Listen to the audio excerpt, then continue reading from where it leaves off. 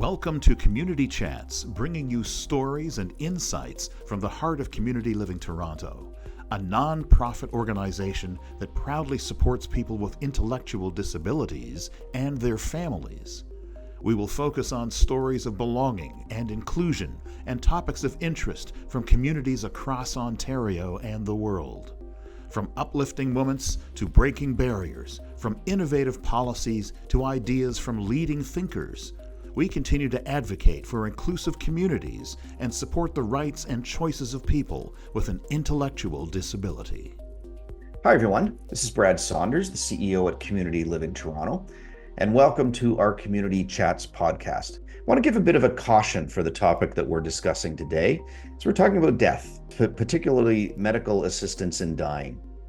Canada is one of a minority of countries around the world that has the option for medical assistance in dying, which is also known as MAID.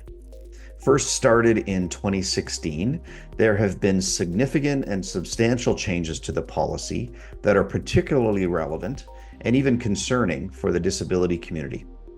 Today I have a conversation with Brendon Pooran. Brendon has been involved with various disability organizations as a member and a volunteer, employee, or a director for most of his life. He has created PooranLaw to provide support to this community and to influence disability law and policy throughout Canada. I learned a lot, both preparing for and having this conversation today, as we touch on a variety of topics related to medical assistance in dying. I hope you find it as informative as I did. Brendon, thanks for joining us today, and welcome to the Community Chats podcast. My pleasure, Brad. Nice to be here. Today we're going to talk about a bit of a sensitive subject, and that's medical assistance in dying, which has become known as MAID in Canada. Been around since 2016.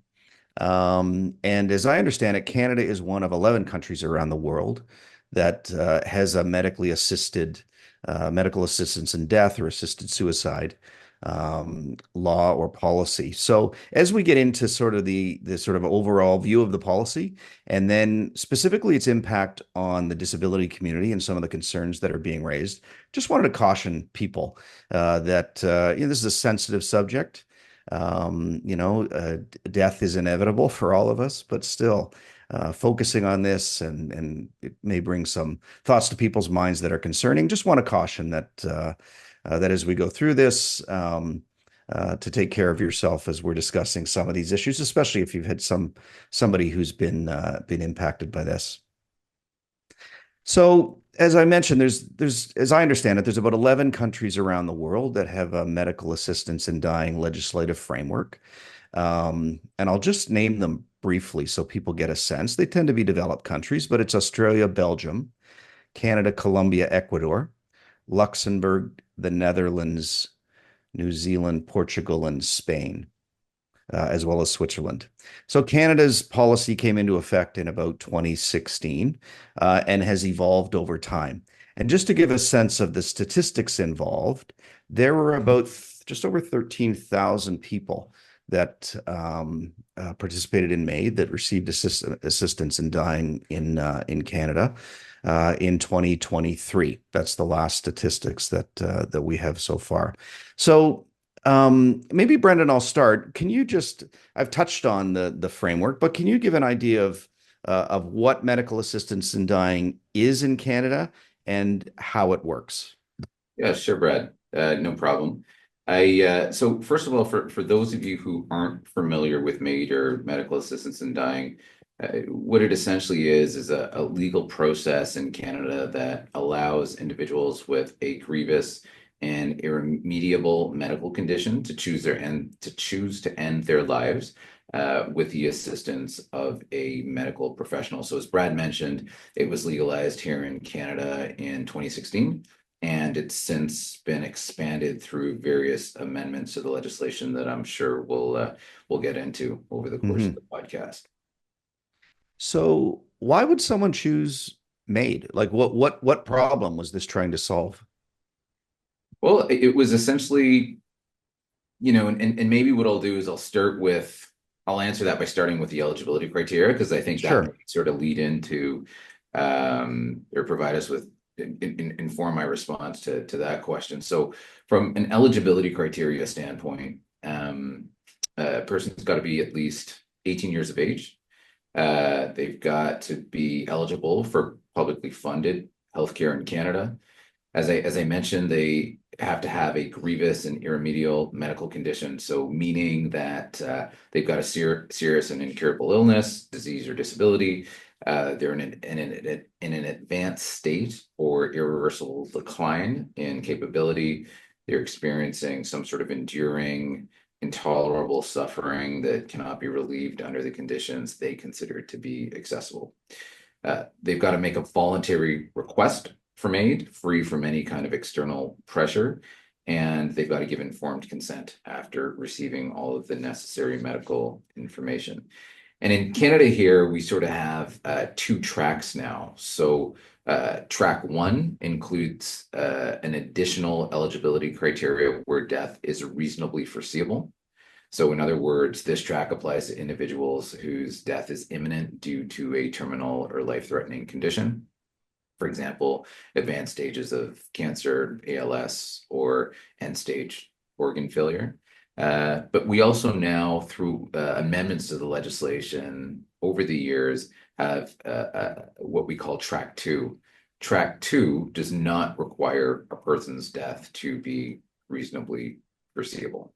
So that eligibility criteria is not there, and then there are a few additional safeguards in place if a person chooses to pursue MAID through track two. Okay.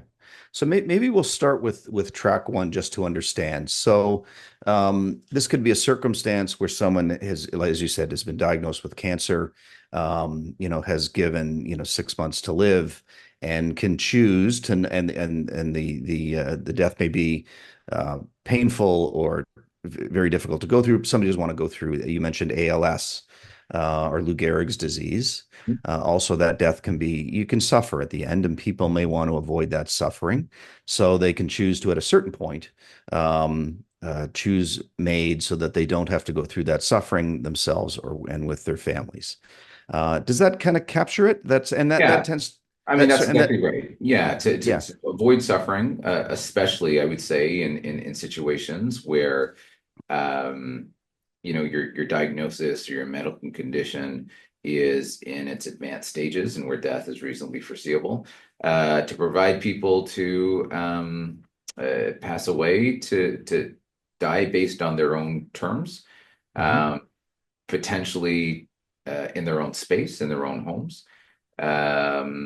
And as you said, Brad, with I think the overall objective of really trying to mitigate suffering at the end.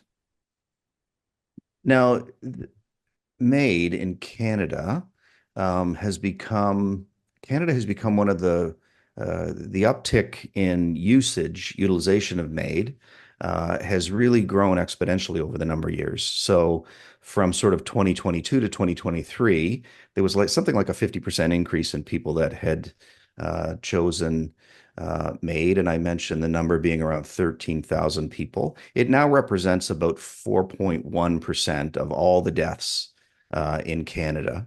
And to compare that to other jurisdictions, I think the Netherlands is slightly higher at 4.5%. Belgium is around 2.4%. So of the countries that have this framework, it has become a very frequent choice for people that are in that circumstance where they can apply to either track one or track two. Do you have any perspective on how this sort of track one process is working for people?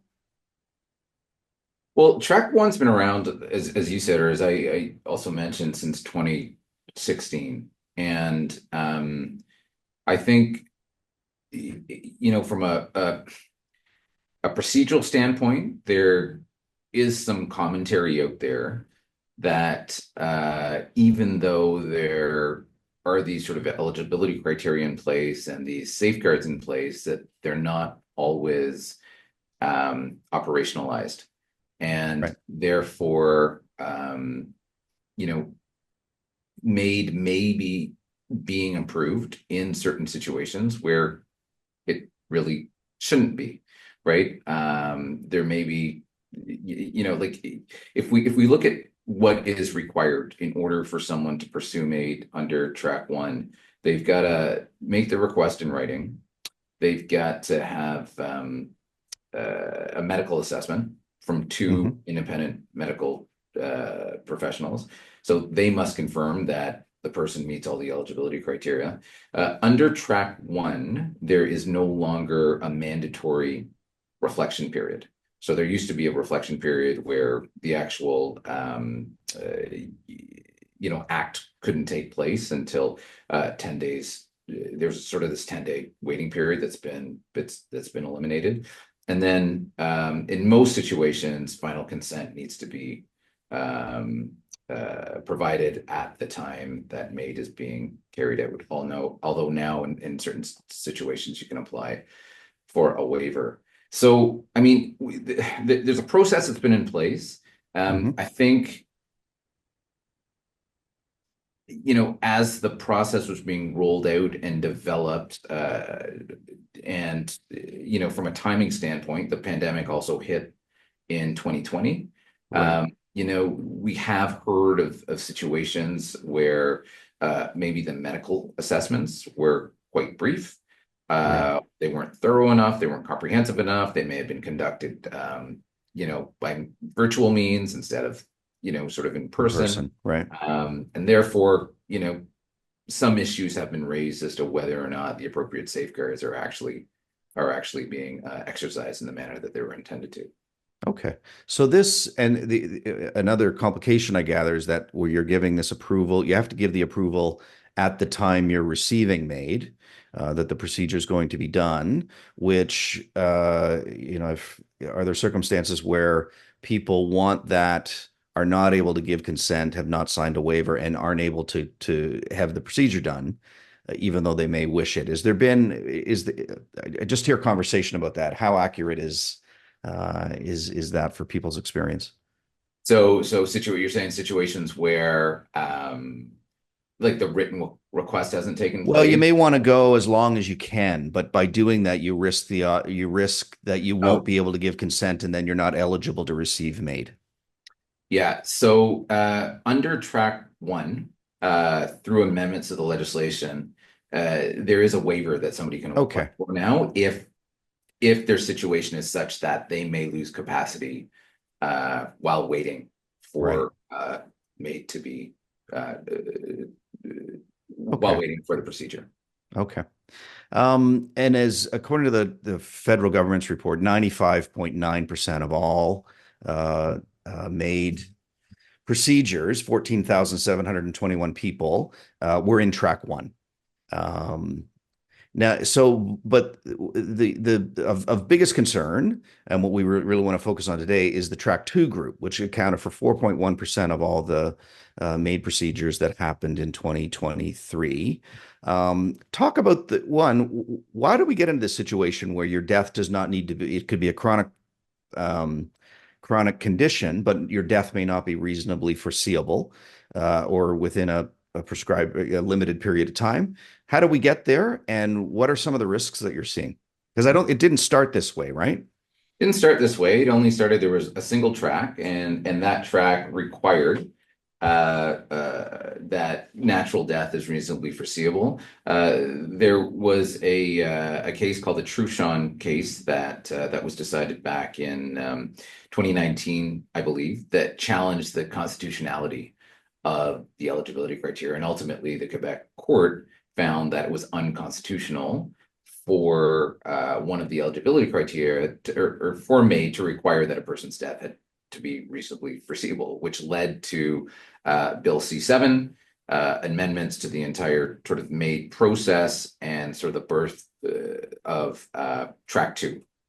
And so as I mentioned, under track two, that criteria that death be reasonably foreseeable is not there. And so the concerns that has been sort of raised by many people in the community is whether or not this would now lead to people electing for MAID if, or being feeling that they are needing to pursue MAID due to lack of proper social and financial supports. Because essentially what track two is saying is that you can pursue MAID based on your Right. disability or based on your Right. disabling condition, Right. right?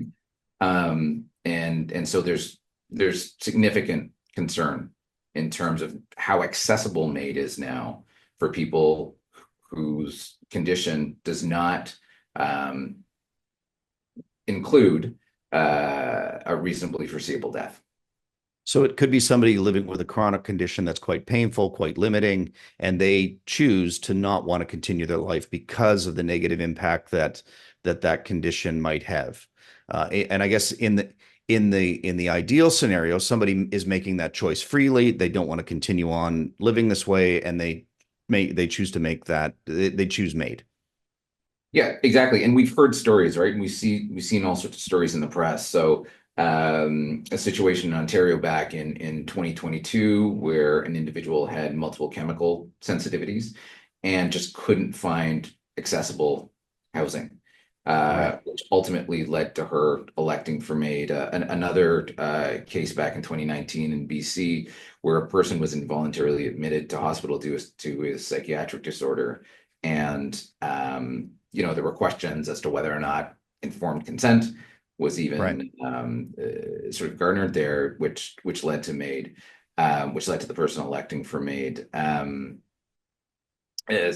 Situations where people with ALS have struggled to get 24/7 home care, Right. and as a result, didn't want to be treated in a long-term care type of institutional setting, Right. and as a result, had to pay out of pocket, which led to economic distress and to them electing for MAID.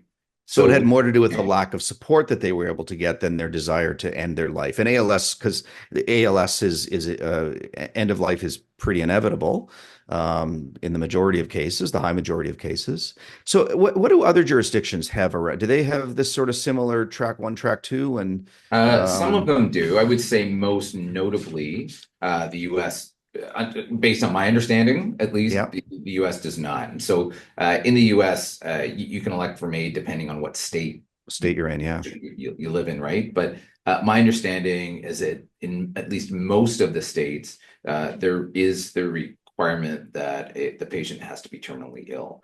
Um, in Europe, Netherlands and the Swift and Belgium and I believe Switzerland as well has this similar sort of track two election or okay, track with two law. varying degrees of permissibility and requirements Correct. related to it. As I was getting ready for this conversation, I read the report, the 2023 report from the federal government on MAID. And what jumped out at me, there's a chart sort of in the executive summary that talks about, and about two-thirds of the people that elect to have MAID also chose to fill out a questionnaire around, sort of their circumstance.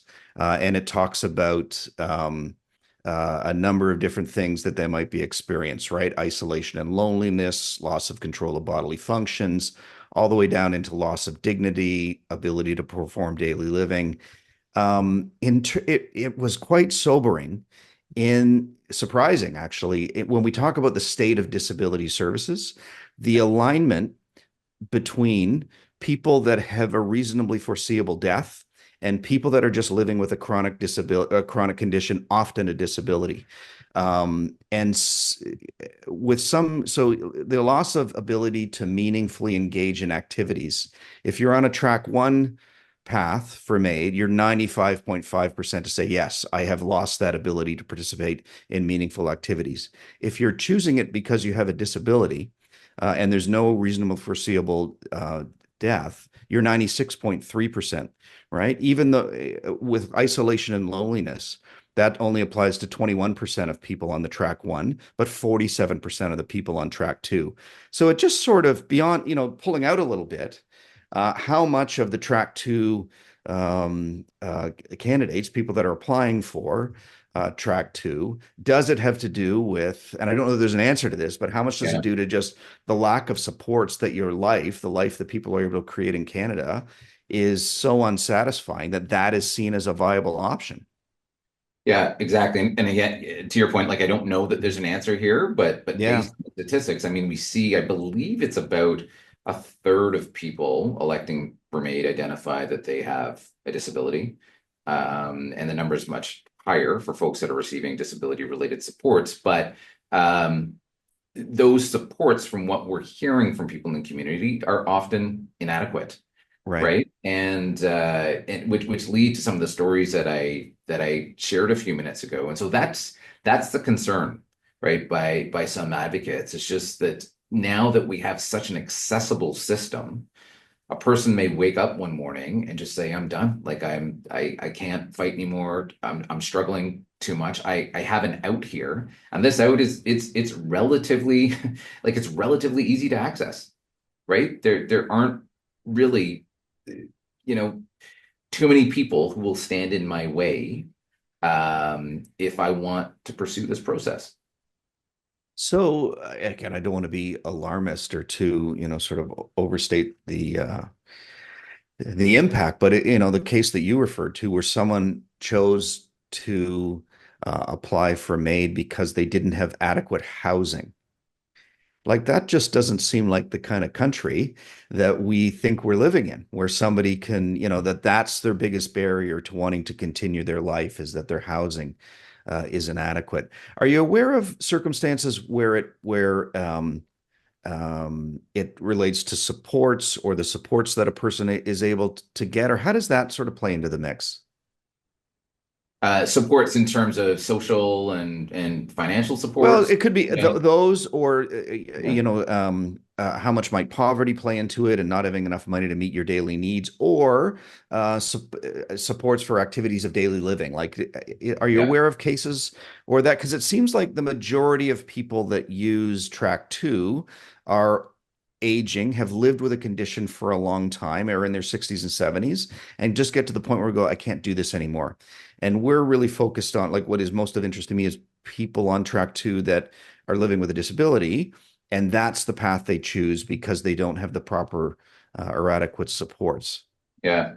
I think it's a little bit difficult to assess right now for a couple of reasons. One is that track two is still, at least relatively speaking, it's sort of a newer option. But secondly, because track two hasn't really been made accessible yet, or is not an option for people whose sole underlying condition is due to a mental illness, right? And I know we'll probably talk about where MAID may be going in Canada, but that is something that's sort of been put on hold until 2027. And so I think right now it's really hard to assess and dive into the track two data to Okay. really, yeah, sort of come to a conclusion. So what are the concerns then around addressing that? Because I know Inclusion Canada has taken a very strong position on this and has taken done a lot of advocacy in this space. What is the concern for us in the disability community around how Track Two might impact people that we know? Yeah, I mean, I think the concern is that there aren't adequate safeguards in place, right? So number one, Inclusion Canada, my understanding is that they're calling for sort of a halt to the expansion of MAID to individuals whose sole condition is a mental illness, Mhm. um, asking for stronger oversight mechanisms, including sort of independent reviews where disability or these socioeconomic factors may be influencing a MAID request. And then, trying to address like the systemic issue, which Right. really relates to a greater investment in disability support services, mental health care, and palliative care to ensure that people have viable alternatives to MAID. Right. So in terms of the current safeguards, so there's people that may choose to make the choice to do Track Two based on their circumstance or some of the situations that we've talked about. I gather the other concern is people being coerced into or not being fully informed around what they're deciding. And I mean, the most sort of, like, maybe well-known case in Canada is Robert Latimer, who took the life of his daughter because he had determined that her quality of life was not worth continuing. Um, what safeguards currently exist? What are the and what are you what would be safeguards that you would see that would be worth putting in place to make sure that this kind of coercion doesn't happen? Are we just saying that people can't make that decision if they can't clearly express it, or do Yeah. you talk about the landscape there? Yeah. So, I mean, one of the current safeguards that is in place is this 90-day reflection period. Hmm. I mean, I support it being there, but I'm not sure that that's going to have much of an impact for someone who's electing to pursue MAID under Track 2. I think you sort of hit on a primary concern, and it is that, and it's that people may be influenced by others to pursue MAID. And this sort of, kind of builds a little bit, not to get off track here, but on an Yeah, issue that we've been seeing for years, affecting people, especially with intellectual and developmental disabilities, and that is, lack of an effective framework to ensure that do not resuscitate orders, or DNRs, right. are not imposed on them in situations where they may not themselves want it. With DNRs, a substitute decision maker can step in and make that decision for them in situations where they may be deemed incapable of doing so themselves. But even in some jurisdictions, although SDMs need to be consulted, doctors, right, healthcare practitioners Yeah. can execute documentation authorizing a DNR to take place. And so the issue here with Track 2 really kind of builds on that. Right now, with MAID, you absolutely, based on the current legislation, you Right. absolutely have to provide, the person requesting MAID has to provide informed consent. How that gets operationalized is another question, and I think it's worth some investigation. But at least right now, based on the current legislative framework, an SDM cannot step into the shoes of the individual and And say request aid on and their behalf. on their behalf. Okay. Now, Um, that is up for discussion, though, right? And okay. that is something that is currently, my understanding at least, being explored here in Canada. And it could be something that it gets addressed between, now and 2027, when we expect further amendments to be implemented. It's interesting you mentioned the DNR, the do not resuscitate, that comes because whether it's approved or not, it's often a default for some doctors around a person with a disability. There's an assumption there that that is the path that people would want to choose. So we see that quite regularly. Yeah, unfortunately, we do. And again, on the DNR fronts, somebody else can request a DNR on the person's behalf, right? So Right. the person's voice may not even be considered uh, in that decision. Now, would a person to do that need a power of attorney and or substitute decision maker or what? Or No, no. I really mean, just there is healthcare legislation in place here in Ontario, at least, called the Healthcare Consent Act, that has sort of a hierarchy of substitute decision makers. right, If there is no formal appointment by way of a guardianship, if there's no power of attorney document in place, if there's no order from the Consent Capacity Board, then family members are on that list in a specified order, and they can provide consent on their family members' behalf if in situations where the person may be considered incapable. But again, even with that sort of safeguard, or I don't know if we call it a safeguard, but even with yeah, that legislative framework in place, healthcare practitioners can execute uh, DNR documentation that does not include a signature by the individual or by their SDM, right? right, They're required to consult with the person or to consult with the SDM, but again, it's not a very transparent process. right. That's concerning. And that's currently happening and On a regular that's basis. on a We see regular it, we basis. see We it see it at as our well. office, we see it almost daily. Wow. Yeah. Wow. So back to the track two and MAID and where this might go. What are your thoughts on where it might go? And then is there a jurisdiction that you would look to that you think that has done this well, or are we sort of blazing new ground here and figuring out something new for the first time? So to answer your first question, to answer your second question, I guess first, I don't know of any other jurisdiction or a model. I mean, I think there are certain legislative frameworks that we may look to when it comes to adding certain protections or certain Right. safeguards, but I don't know if there's any perfect legislative framework out there right now. I would say in terms of where this may be going over the next couple of years. So we talked about one, and that's the expansion of MAID for people in situations whose sole underlying condition is a mental illness. And so, Hmm. currently there are sort of discussions ongoing at various levels of government in terms of what this is going to look like. And it's expected, a framework is expected to roll out, I believe, in March of 2027. The second expansion that we may see or that we know is being talked about and potentially considered is the use of advanced directives as well. What does that look like? So does that mean that What's an advanced directive? an advanced directive are sort of written instructions about a person's healthcare preferences if they become incapable of making decisions themselves. So, easy example to think about is sort of here in Ontario, we have what's called a power of attorney for personal care.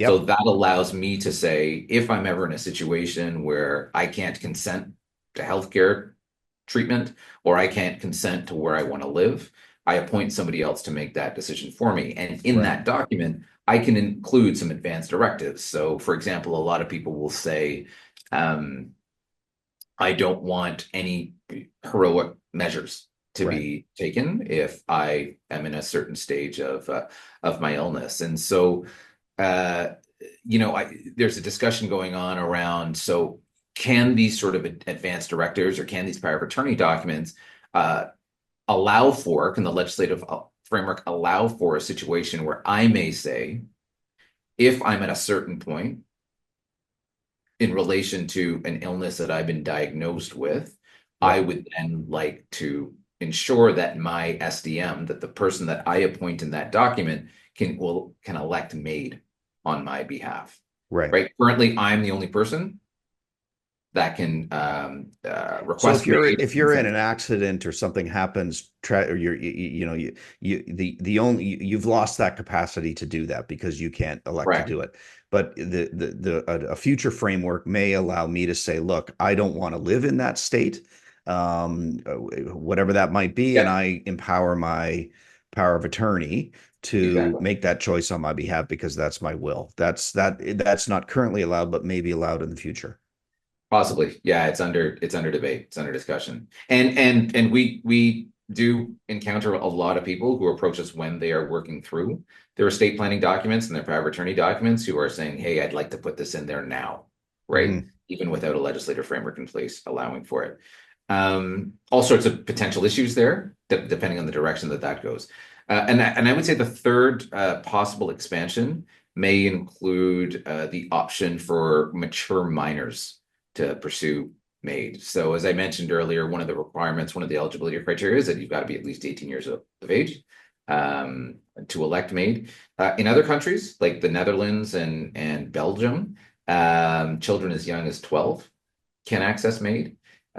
In Canada, sort of the debate kind of continues on whether mature minors with terminal or severe conditions should be eligible as So I'm well. assuming that, although I assume the Netherlands doesn't have sort of a track one and track two, that's our framework. But so this would be more focused on the track one framework, where people, as you get a child with a life-ending condition, could elect to I would choose hope MAID. Is that if you this would is hope even so? yeah, I would hope so. I would hope so from the standpoint of not that I would hope that this necessarily expands to allow for mature minors to pursue MAID, but if it is under consideration, I would hope that it is limited to track one, Right. as opposed to opening up the opportunity for mature minors to pursue MAID under track 2. Okay. So maybe to just get a little, so one of the tenets or one of the principles that we have are in certainly in our organization is that people have choice around what they want to do. So if in my mind, just sort of broadly, if a person chooses to elect MAID, they should be able to go through that process the same way a person who doesn't have an intellectual developmental disability does. Is there thinking that um, what are the pitfalls around, or are there any pitfalls around just taking that position? As we all have a choice, we can all make choices that are right for us. And who are we to say on somebody else's behalf that they should or shouldn't, maybe not should, but that they shouldn't do something simply because of a disability, or that we feel that that may limit their judgment? It's a good question, and there is, that is sort of the tension, right? Like, how do you balance a person's rights with the fact that they may be considered a little bit more vulnerable due to the nature of their disability. At the end of the day, we have to apply we have to apply the same test to determine whether or not somebody is capable of providing consent to healthcare treatment to everybody, right, regardless of their disability. And that's a two-branch test, right? So branch one, does the person have the ability to understand the information relevant to their decision? And branch two, do they have the ability to appreciate the reasonably foreseeable consequences of that decision? That gets applied across the board, period, to everybody, regardless of whether or not they have a disability. I think the concern may be how that test for capacity gets applied. Mm-hmm. How do we ensure that the person themselves is being assessed for capacity and making the decision on their own without any undue influence? Okay. Right. So again, same test gets applied to everybody, but a person may be in a little bit more of a vulnerable state depending on the nature and the manifestations of their illness, Yeah, and or their disability. Well, I would say you have to respect the disability. Like there are things that we need to know about disability, and that needs to be factored in for sure.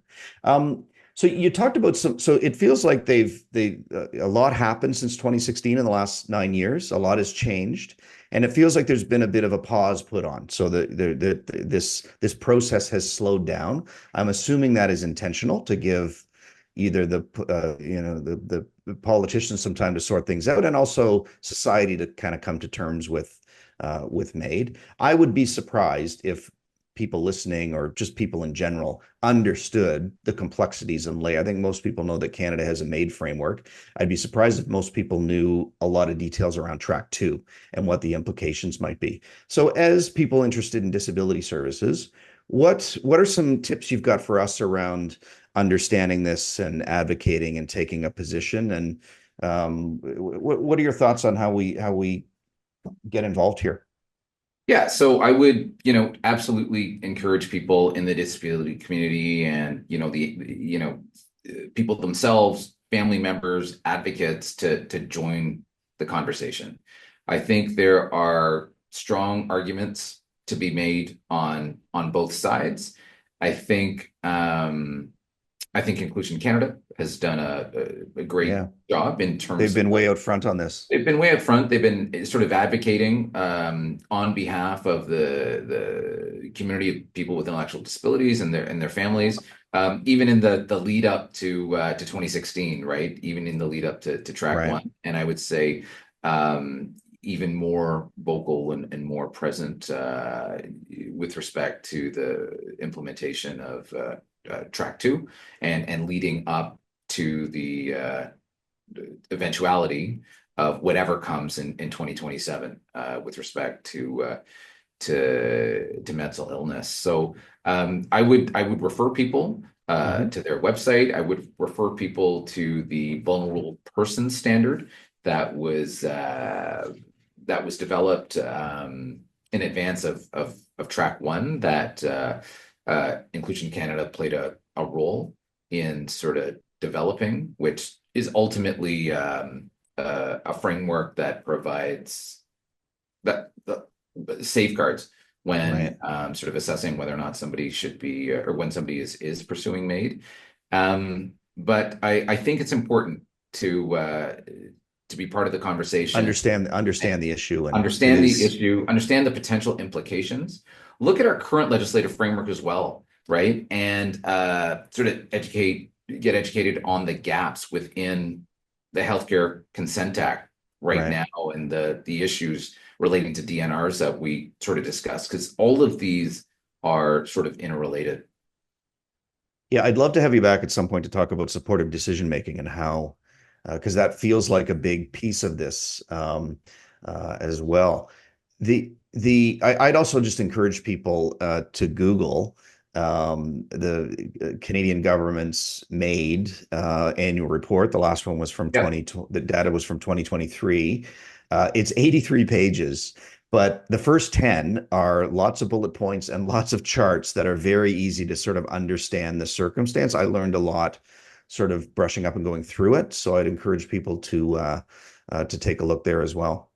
Yeah, and I would add, Brad, that there are also some good reports that have been issued by the UN, the Special Rapporteur on the Convention of Rights of Persons with Disabilities, expressing concern and alarm over the expansion of MAID laws that allow access based on disability or disabling conditions, and also to a recent report from the Canadian Human Rights Commission, February 2024, that sort of echoed some of these concerns. So there's a lot of good reading out there. A lot of good research. Great. We haven't on this on our community chats given people much homework to go away with, but this is a first for us. So lots of options for people to reach out and learn a little bit more about that. And we'll circle back to this at some point as an organization and as a sector. And I would love to have you back to chat about it more.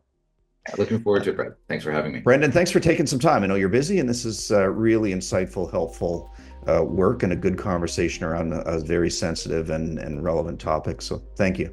My pleasure. Have a great day. You too. I want to thank Brendon for taking the time to share his expertise and insights on this issue. There's definitely more to come. And I'd really encourage you to take some time to understand the issue and think through the topics that are raised. Thank you for taking the time to join our Community Chats podcast. And a reminder that we release new episodes on the 15th and the 30th of each month. So don't forget to subscribe and stay up to date. Thanks for tuning in. See you next time. Don't forget to join us next time as we unpack the power of community through collaborative initiatives and shared experiences. Available on Buzzsprout, Spotify, Audible, and YouTube. Follow us on social media at CL Toronto. Let's chat, share, and spread those good vibes together. We hope these discussions will inspire you and give new ideas to add your voice to our mission of making our communities and neighborhoods inclusive and welcoming.